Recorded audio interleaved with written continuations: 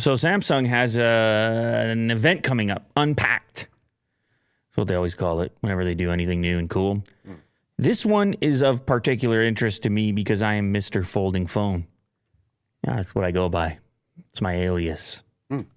I just been using it for a while. I, for some reason, can't change phones. Like, I'm flipping this thing, and at first I was, like, early days of the Fold when you had the, I don't know, first gen, and everybody was nervous, and I didn't know what to expect durability-wise or if it was a good, like, lifestyle fit. Heavy in the pocket, obviously not without its downsides, but somehow it's persisted in my life and in my pocket. And when I don't have it or I try something else, I just wish I had the big display back in certain circumstances where I'm like really browsing, where I'm like zooming, I like things like Google Maps. And when I'm really browsing and I fold open the thing, and even to this day, I still get comments when I go to pay for something with the tab, and I'm at the Starbucks and the barista is like, is that an iPad? What? Excuse me, is that an iPad? And then I have to proceed to explain the whole thing. Don't ask me why they're British, okay? You're not supposed to be talking today, you know that? You said that before with the throat and everything else. Yeah. He's on the mend, ladies and gentlemen. And so if you're sitting there wondering, like, hey, why am I not getting more Lou later? He's to blame, not me. Couldn't possibly be me. No. Anyway, so they got an upcoming event. They're going to do a new model. It's time for a new model. And it's not just a new model of the Z Fold, but also the Flip. And they seem to be advertising the Flip here on their poster, August 10th, 2022. And you can see it's in the shape of the greater than sign. Okay. You see that? How you have like the little angle? Uh-huh. Which means it's greater than the last version. Right. Isn't that what that means, Will? Is it? I don't know. I presume every time. Doesn't that always bother you when they say the best, this is the best iPhone ever we've ever made? It's like, well, yeah. Yeah, it's the next version. Yeah. Obviously. This is not the best version we've ever made. Well, I don't want it then. It's got to be better every time. It's how technology works. But this is cryptic. I'm thinking about this now. What? Oh, the shape? Greater than? I don't know. Is it bigger? Like maybe it's a bigger screen size, screen to body ratio, greater than some other phone, better battery life. It's going to be, it has to be greater in almost every category. Okay. Samsung has provided a clear solution to the unusual puzzle it provided yesterday, confirming that its Galaxy Unpacked event will indeed take place August 10th. The image included with the teaser also confirms that its foldables will be taking center stage, with the Galaxy Z Flip shaped device acting as a greater than symbol. It will start at 9 a.m. Eastern and be streamed on Samsung.com. I don't know if it'll be streamed on YouTube. Can we stream it? What's going on with that, Will? You talking to these people? We could. Yeah. We might have something to say about it. I think so. We might get our hands on those devices. Yeah. Anyway, I'm excited to check out the new one. I'll probably end up using it, and if they can make it like lighter or something, would be incredible. Because I would say that's the biggest. Like when I pick up one of these new phones, I just unboxed the Pixel 6a. I'm just, holy cow, this thing is. Or even, well, there's probably another device I haven't put out the video yet, but the Nothing phone, obviously. You're holding these modern phones, they get lighter and lighter and lighter. And it's not a thing that I thought that I needed or cared about. In fact, many make the argument that you have these premium materials, you have a heavier phone, it feels more expensive, something like this. But I'm starting to notice it more and kind of wish that I had a lighter phone in the pocket, different circumstances. And so if they can trim this one down a little bit, but to still have this amazing unfolding thing, then maybe it's going to be the perfect fit for me. We'll find out more, obviously, August 10th. Maybe slightly before that, but you'll find out August 10th. Well, not you. Will. We all will. Yeah. I was looking at the camera. Oh, okay. Social media revenue growth expected to slow. That includes you, Will. You rely on social media revenue. We do. Yeah. Expected to slow right down. To a halt. Expected to halt. Yeah. Blue later funding expected to halt. Okay. Expected to slow as TikTok and Apple compete. As you know, Apple getting real private and shutting down some of those advanced advertising methods and getting to know you and such, the things that take place on Instagram, courtesy of Mark and all that. Wall Street is bracing for the slowest global revenue growth in the history of the social media sector as intensifying competition from TikTok and Apple in advertising threatened to compound economic woes in the second quarter. Is that doom and gloom or what? Compound economic woes. You just walk around, you say things like that to people. You say, prepare yourself for economic woes.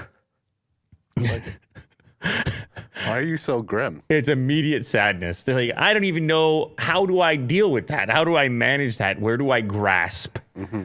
What does this mean for me? It's like, I can't tell you what it means for you. Just prepare for economic woes. You're just like, ugh. Yeah.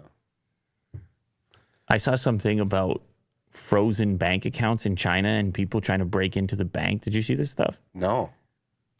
Well, I can't really go into it because I obviously need to do more research, but these are the images that cause people to freak out. Some bank woes? If you see a bank that's like, we're going to freeze deposits or withdrawals today. Deposits we'll take. Your deposit all time, no problem. But you want those withdrawals, you're going to have to wait. You're going to have to send us a note and we'll get back to you on that. Oh, you see how it makes you feel? It's creepy. It's a little shiver in there. It's like, hey, about those withdrawals. I don't like any woes. Okay? You're the no woe zone. Yeah. Don't do that. No woe zone. Well, obviously 2021 was pretty good. Bounce back from COVID. Apparently, social media ad sales went up 36% to reach $58 billion. Brands increased marketing budgets to recover from the pandemic, reach customers who were now online, fully conditioned, buying things. Let's advertise. But then you had the likes of Facebook changing its name to Meta, saying it's about the metaverse, and then Mark himself saying recently, this might be one of the worst downturns that we've ever seen in recent history, and then firing some people. Mm. Yeah. They're getting into some sort of copyright business with their name, Meta. Meta versus Meta, yeah. They want to defeat all other metas. Yeah. They want to be the only Meta. So social media ad sales slowed down, expected to grow by only 11%, which would be the slowest pace on record. Growing competition from TikTok and Apple created the perfect storm. Apple's advertising business actually has been increasing, with developers paying to promote their apps in the App Store.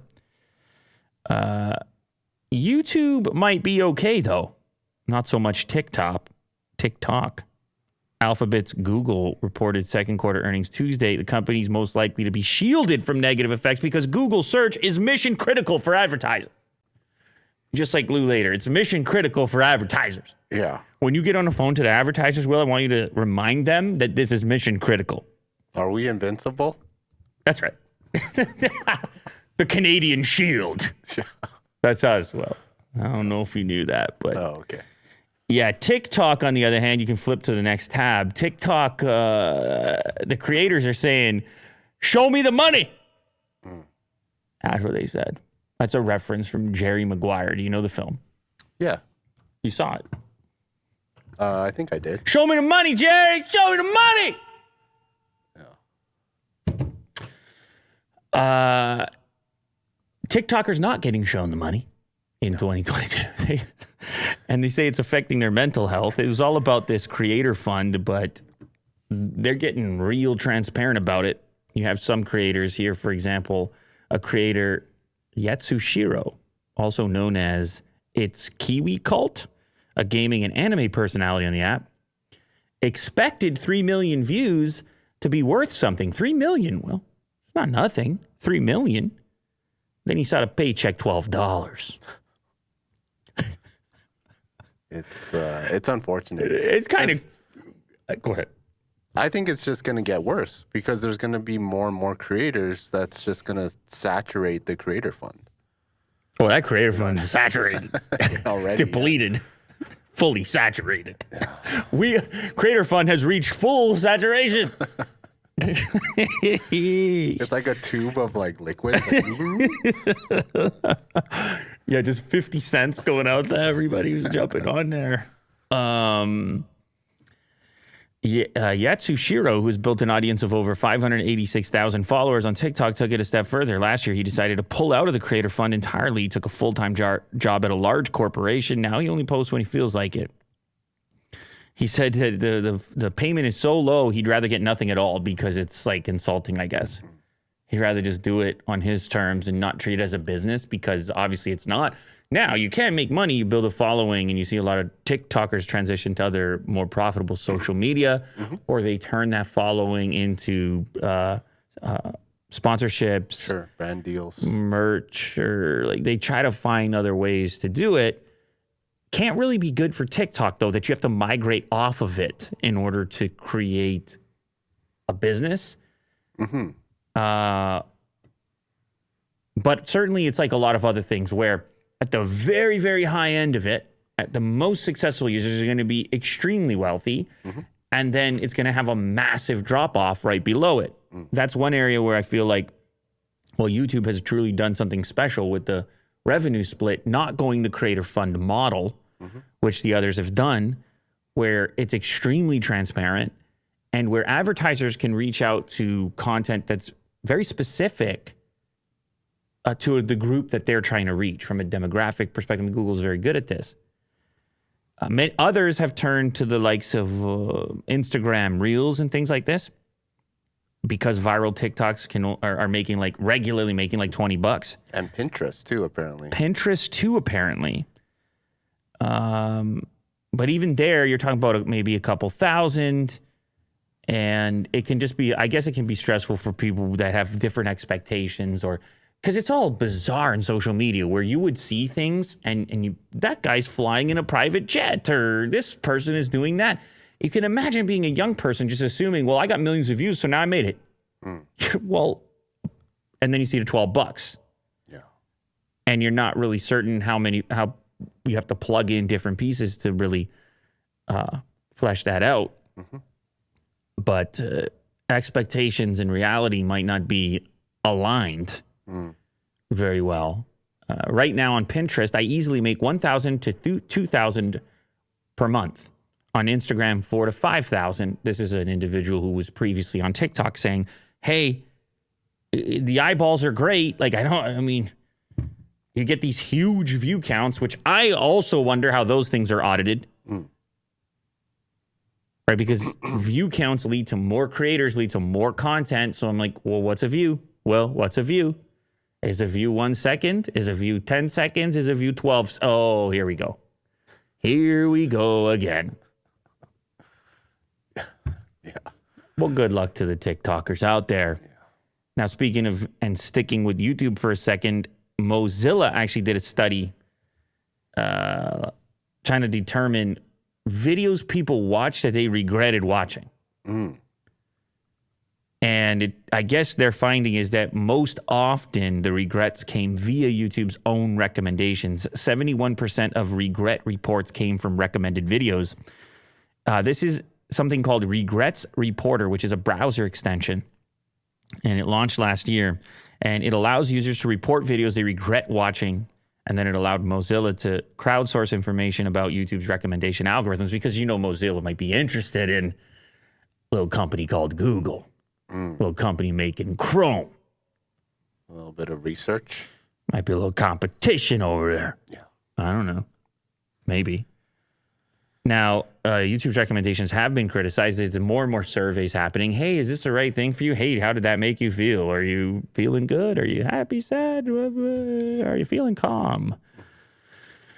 Anyway, 37,380 people installed this Regrets Reporter. And that seems pretty wild in the first place. That's a lot. It is. Imagine you're sitting there, you're like, you know what? I'm going to report every time I regret watching something on the internet. For free. Seemed like a lot of work, but hey, I'm most likely to just move on. But then they went and made this video talking about conspiracy theories and all this harmful content and how Mozilla wants you to understand what the algorithm is doing to you.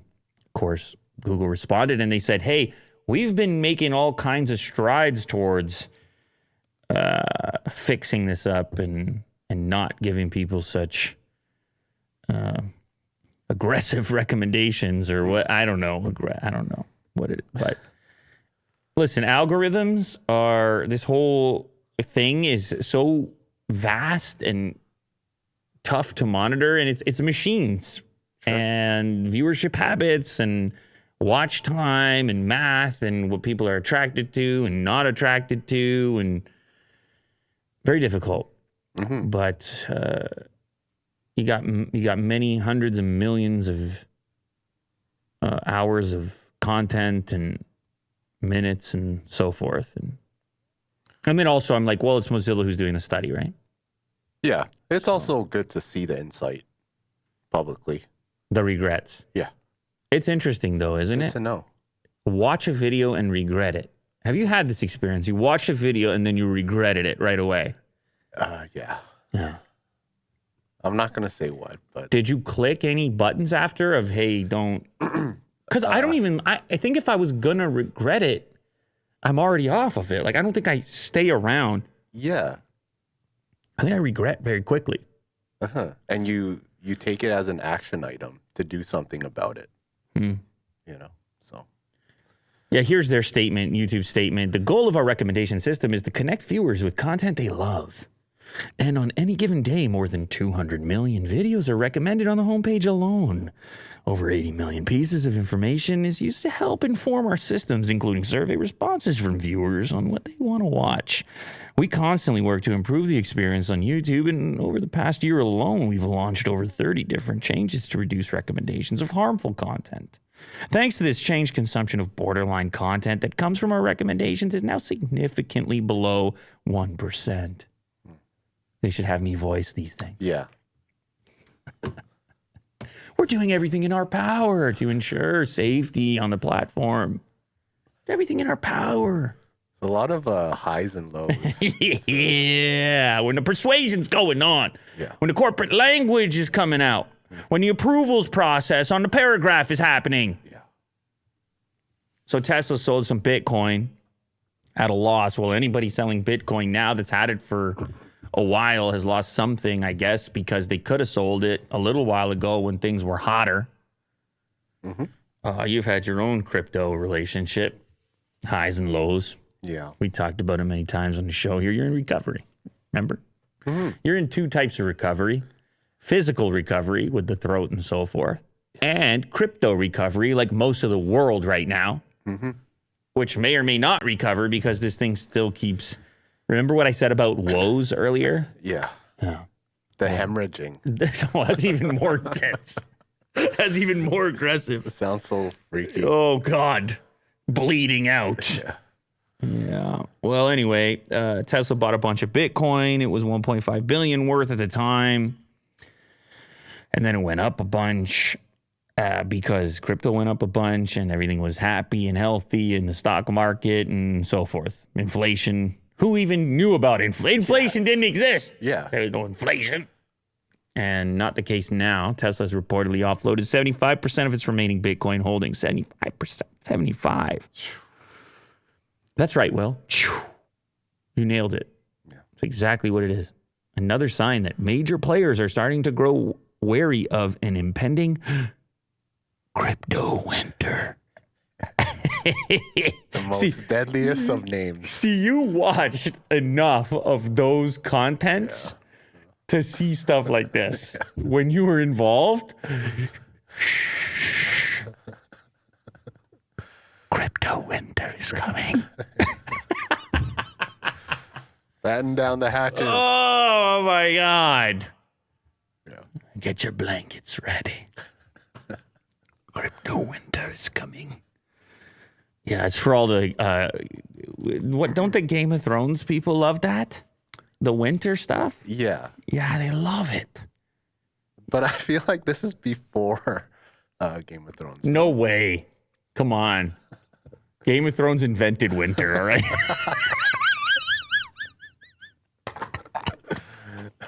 I don't know. I watched that show for 5 minutes and winter was always coming, it was so threatening. It's so threatening this winter. Oh, you should finish it because it actually does come. All right. Eventually. Okay. All right. Well, 5 seasons later. I don't know. I was waiting for winter. I guess I didn't wait long enough. No.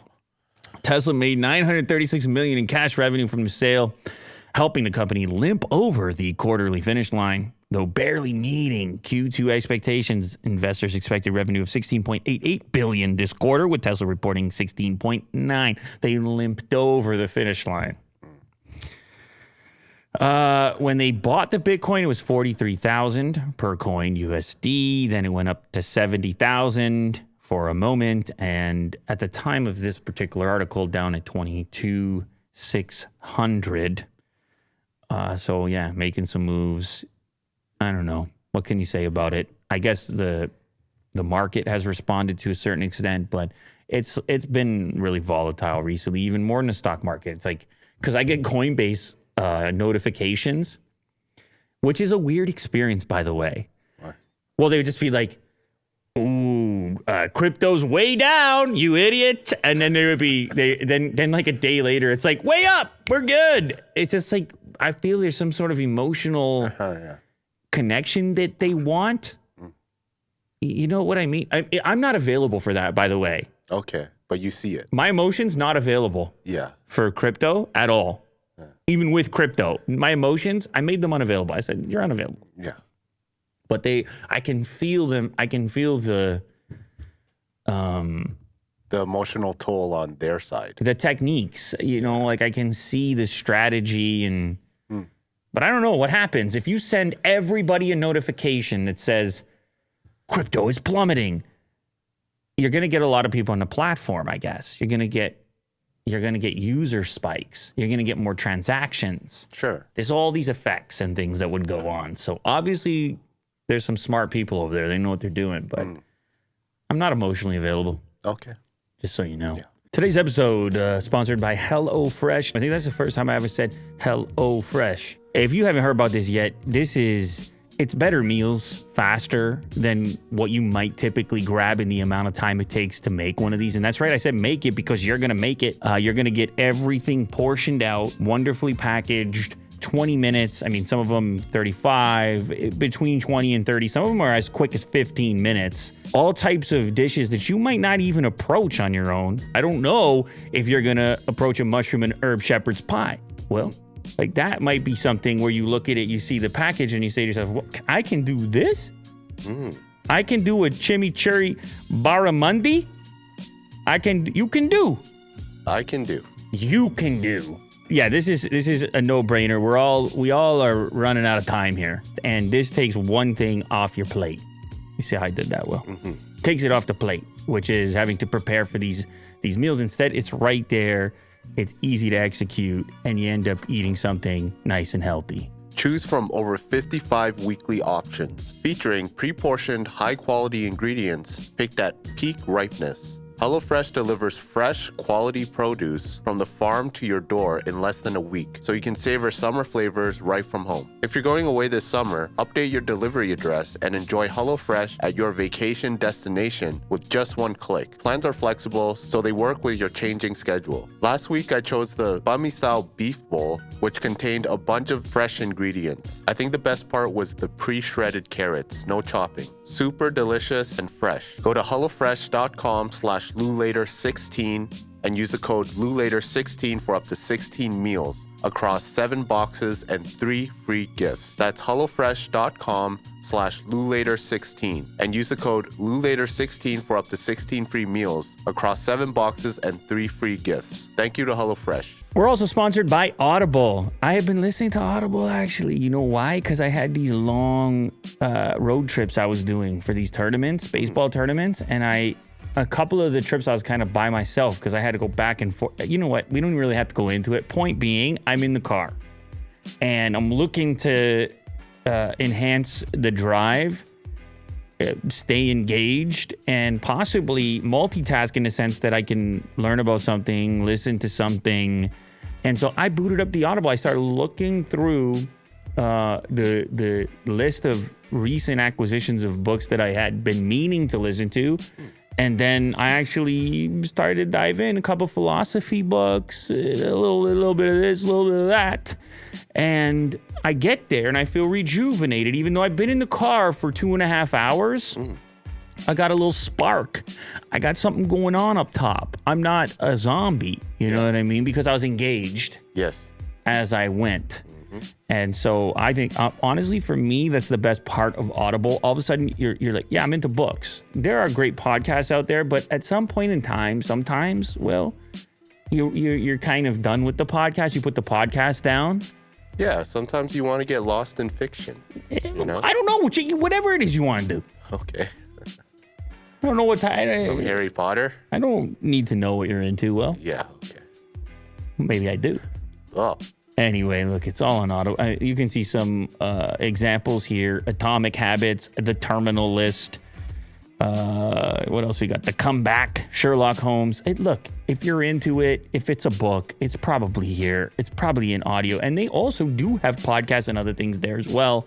If you haven't tried it before, go try it right now. You probably won't regret it. It's Audible. All Audible members get access to a growing selection of audiobooks, Audible originals, and podcasts that are included with membership. You can listen to all you want and more get added every month. Let Audible help you discover new ways to laugh, be inspired, or be entertained. New members can try it free for 30 days. Visit audible.com/LouLater or text LouLater to 500-500. That's audible.com/LouLater or text LouLater to 500-500 to try Audible free for 30 days. Audible.com/LouLater. Go check it out.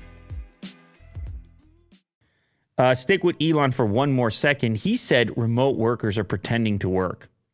And Fortune.com says turns out he's right. There's technique to it, right? Well, apparently people, according to this study, it was data from Catalog and GitLab.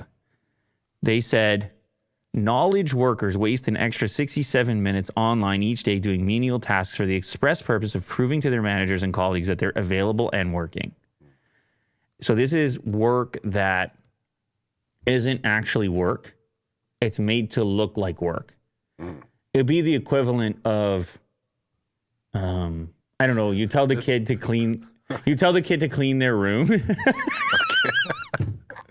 And then, move things back and forth. And then you come in to check and they're just kind of like, wiping the table or something and nothing has moved. Yeah. But they're like, oh yeah, so apparently it causes strain even for those workers, that they feel pressure to like be available or be like, hey, I'm here, I'm available. Online status on Slack or whatever people are using. Or they would go into like some shared document and write a couple notes that don't really matter, but you can see the timestamp and you're like, oh, that person is working from home. Yeah. And there's also software, right, that detects mouse movement.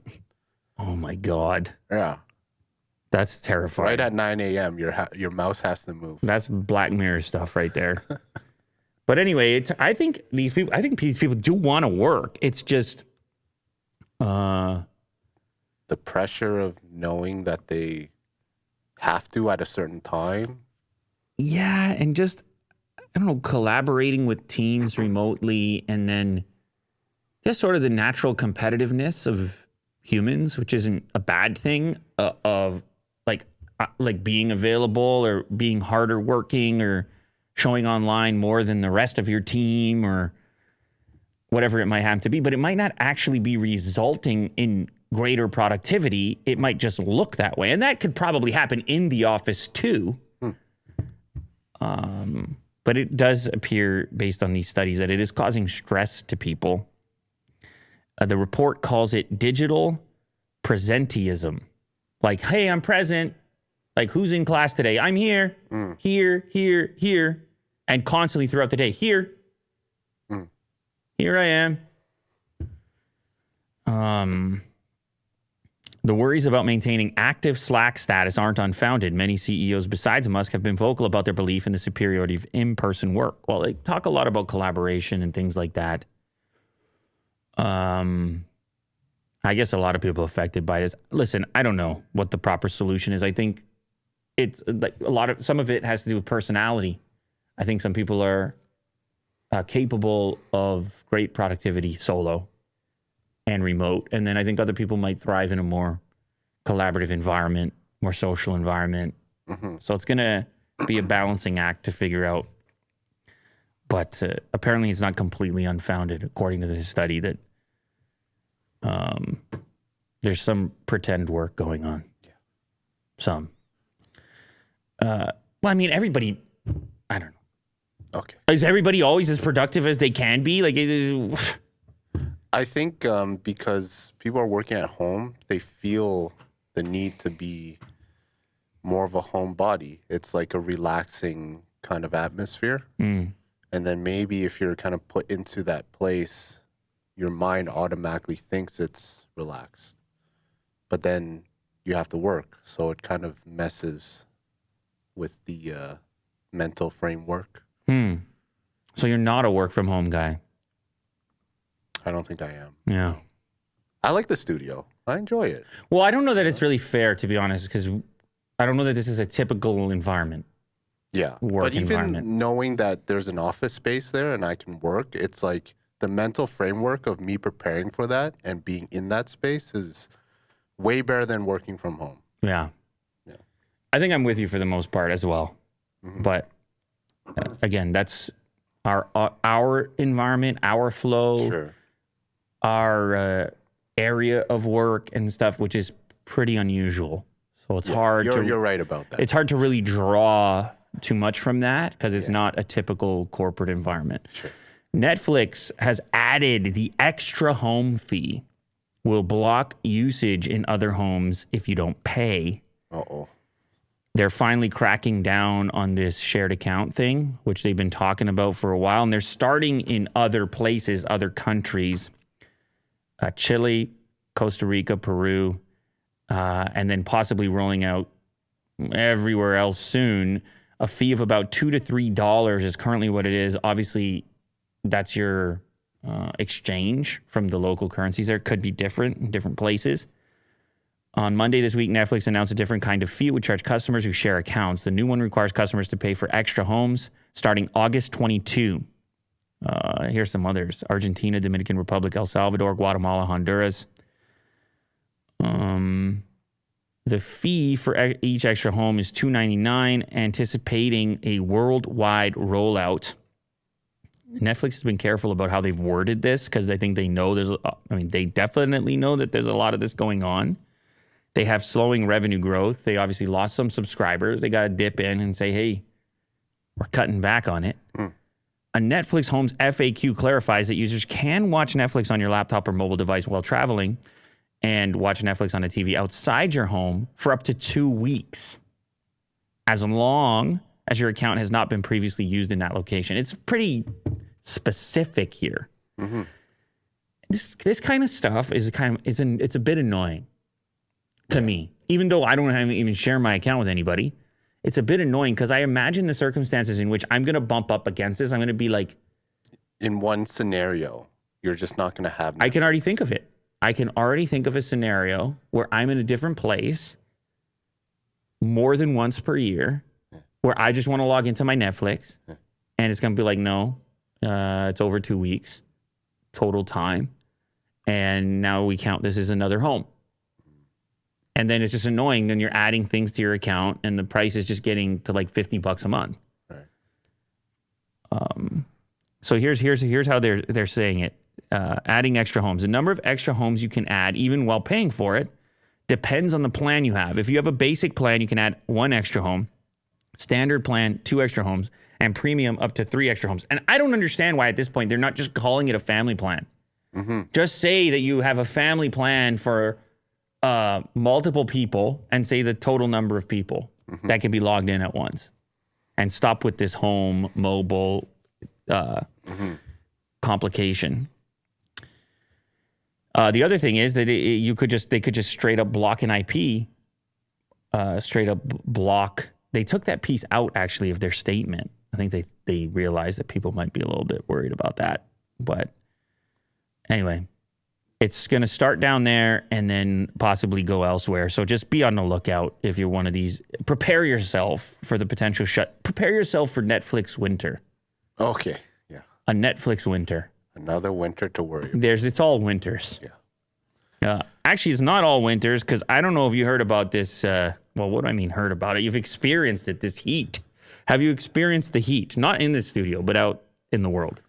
I would say we're lucky in Canada. Apparently in like the UK, it's The UK is records. records, like 37, 38 degrees. Yeah, he's talking Celsius, by the way, people. We're talking about like 100 Fahrenheit. And we're talking about records in the UK that haven't been touched in 40, 50 years, stuff like this. Or maybe never in some locations. But actually, most of the world is pretty hot right now, including here, which is why I said you've experienced it. Now, people wouldn't know that. They see you in the hoodie. We're at least 200 feet below the surface here. Yeah. So it's not, they're looking at you. They need to realize that it's always cold down here. A temperate 19 degrees Celsius. Yeah, this is broadcast winter here. Yeah. Anyway, there's been all kinds of effects from this. And as you know, or maybe you don't, UPS drivers are affected. They don't have any kind of air conditioning or anything like that. So they're just, and it's actually hotter inside the truck than it is outside. It's a metal box. Yeah, there's no airflow in there. Nothing. So if it's 100 degrees Fahrenheit outside or 40 degrees Celsius, inside it can be 110 or 115 or something like this. So here we have a video clip, and this is caught on one of those doorbell cameras. You don't need the audio. And here's a UPS guy who's just, it's just over. This is so sad. It's just he can't handle the heat.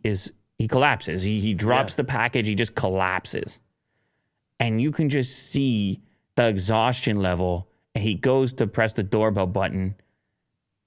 And you can see the hand, just go back a little bit here. A little bit before, the hand is cramping up. Right. The hand is, you're lacking fluids and magnesium and whatever. You're just getting cooked, man. Yeah, this is insane.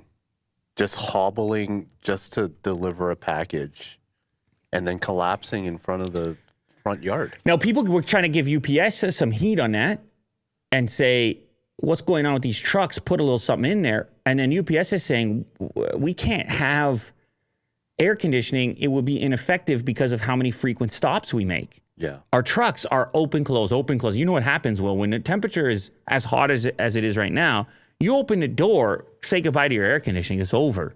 Yeah. But it does make a difference. That splash of cold air. Like, I've been just reading the comments here, and like, there are like other drivers, not UPS, but it does make a difference that maybe like mist, maybe mist. Maybe you have a misting device facing the driver. It's very tough. Yeah.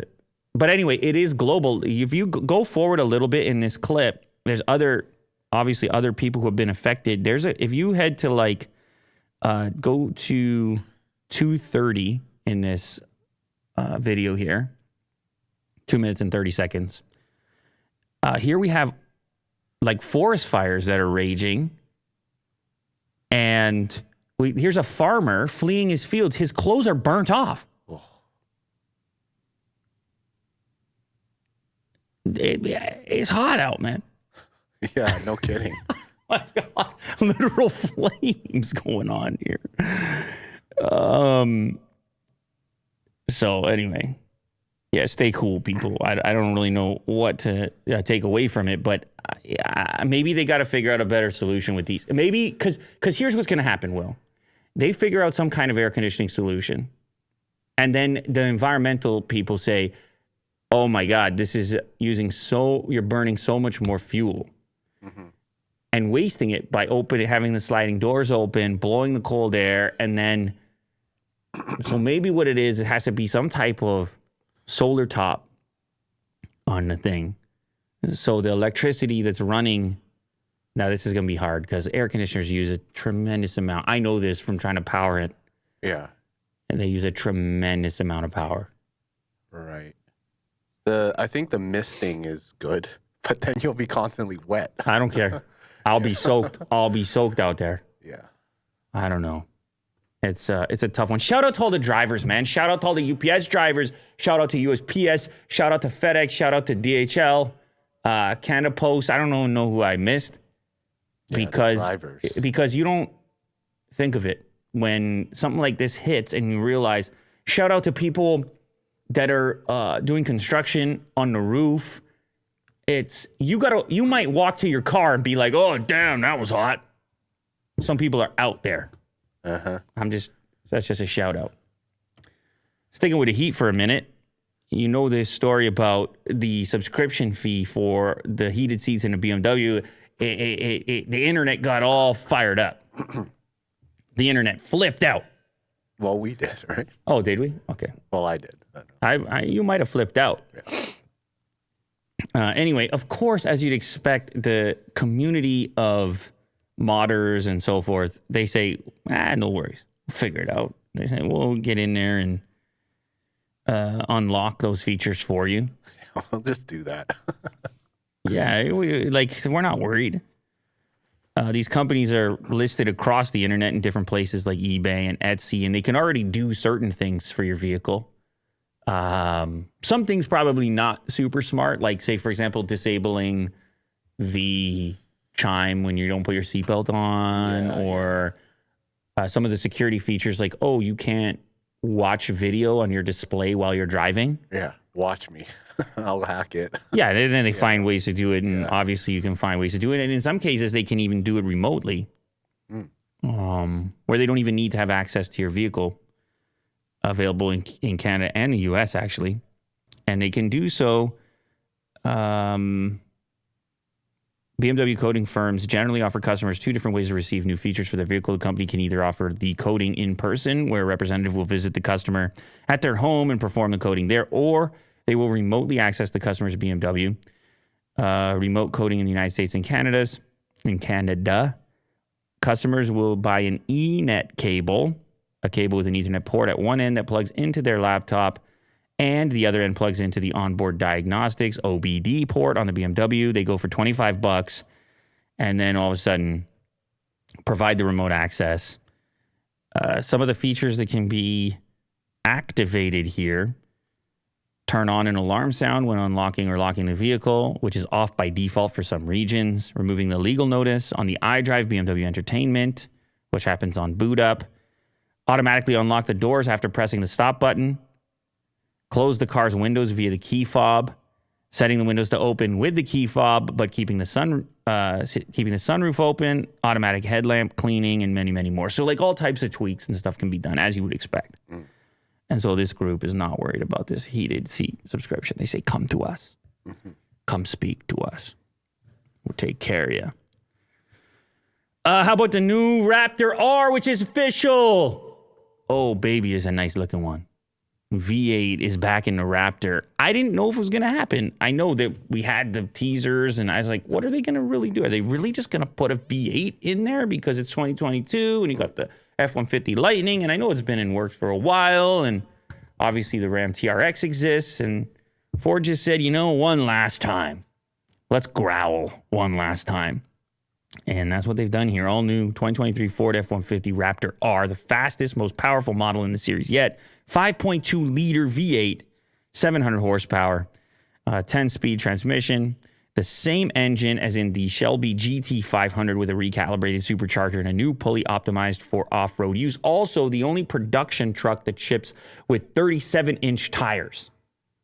37. Which is going to give you a pretty mean look. The one they're showing off in the video with that sort of like gray color and the graphics and stuff. It's not that much different inside from a typical F-150. You have the Raptor interior. The R model just like highlights the R in the racing seats. But it's pretty impressive what they've been able to do as far as the motor's concerned, because here you have a 5.2-liter V8 capable of 700 horsepower. And this isn't like Cybertruck level of acceleration, but it's not far off. I'm just glad it exists. They should have a head-to-head. I'm just glad it exists. You know? You also get the other new F-150 features, like the whole new interior with the little work surface and the fold-down gear selector and the better display and the Android Auto, Apple CarPlay, and all this magic. There's a video that's been done by Cars.com. I would love to catch a look at this, obviously. I'm a big-time fan, truck fan, Ford fan. I've had F-150s. I was waiting to see what they're going to do with the Raptor, with this R model, and now it's legit, so. Oh, they changed the drive selector to actually fold down, like Lightning? Yeah, so it folds down so that work surface flips over. Work surface / eat surface. Right, yeah. Because you're definitely gonna put some fast food on there and whatever. I know it's in a pinch, but I got too many road trips going on. I got too many people got to go all these different places. It's nice how the Lightning kind of has the DNA into the Raptor as well. Well, it's actually all F-150s. Right. All the new F-150s have that. Oh, okay. Yeah. So even the just regular gas models, it's an option. So typically the higher trim levels would have that. Limited and all that. Very cool. I don't know if the exterior is R enough, in the sense that the only way you know it's the R model is the fact that the R portion of the Raptor graphic on the side says R. Because you have to understand, it's going to be a lot more money than a regular Raptor. But. So does it come with these graphics? Yes. Oh. Yeah. So you have the R on the outside, and then you have the R in the headrest embroidery, which is red. So then you know it's the Raptor R. Maybe some people like the fact that it's subtle, but there's nothing subtle. Look at the graphic. It's not subtle. Yeah. Crazy. So anyway, there's a true competitor now to the TRX. There's going to be all types of drag races going on, all types of YouTube stuff going on. Exciting. And who knows? Maybe we'll get involved. We got to talk to Ford, see what's going on here, because that's exciting. I don't know if you saw this one. This is the new Jimmy Fallon sneaker. Gobstopper in collaboration with Mischief, doing all types of stunts. He showed this off on his show, actually, an unlikely collaboration. The idea behind this sneaker is it looks better over time, or I don't know about better, but like it wears its wear in a cool way. So it starts out as like a white sneaker, but as you skate with it, use it, beat it up, it wears away, and these color patterns, rainbow patterns, start to show up. Now, sometimes you will wear a sneaker, and as it gets older, it starts to look worse. The idea here is it starts to look better as it gets older and worn in and wears its scars and things like that. Which is an interesting concept, no? I think it's kind of cool. Okay. I would like to wear these and go skateboarding. That's right. And see if it wears out like it does in these pictures here. Yeah, so it's like a fun living item in that sense. Now the reason it's called the Gobstopper is because of the Gobstopper candy, which you may remember from when you were a kid. Yeah, this giant gumball. Jawbreaker, actually.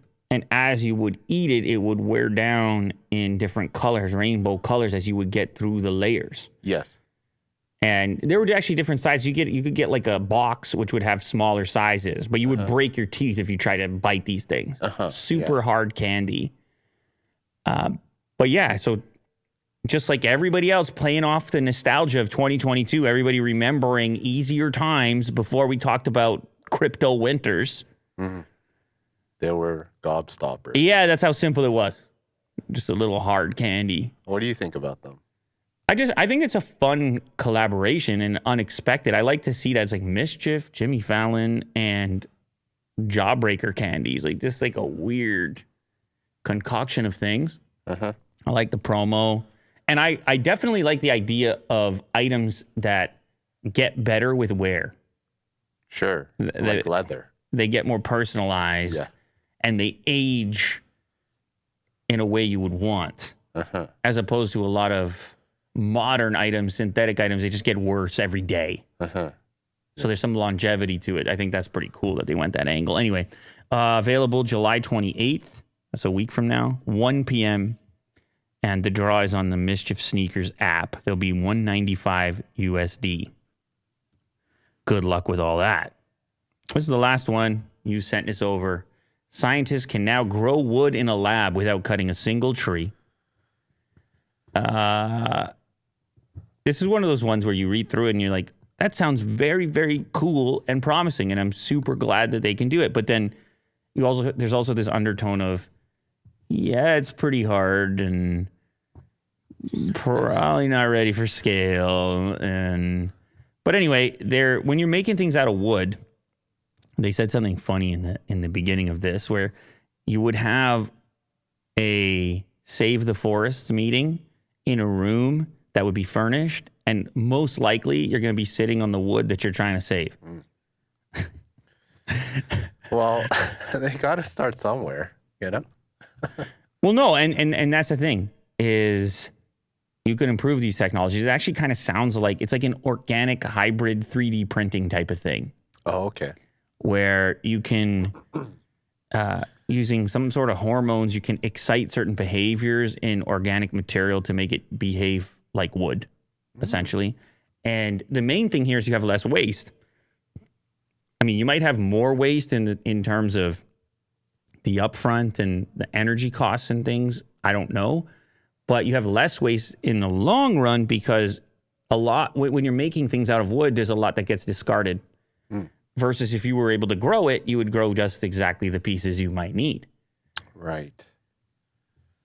So anyway, that's the idea. The researchers at MIT performed an experiment that gave stem cell-like properties to normal plant cells, extracted cells from leaves of a flowering plant called common zinnia, and then stored the same in a liquid medium for a couple of days. In the next step, the researchers treated the plant cells with a gel-based medium enriched with nutrients and hormones. After some time, the cells gave rise to new plant cells. The researchers also noticed that by changing the hormonal concentration in the gel medium, they could control the physical and mechanical properties of the newly grown cells. During the experiments, plant material that contained high hormone concentration turned stiff. Man, that sounds really complicated and expensive. Yes. But hopefully they can turn it around. I'm sure they'll find a way. One day we'll all be sitting on lab-grown wooden chairs. Imagine growing your house. That's right. That'll be kind of cool. Grown lumber. I like wood. Wood is good. Let's figure it out.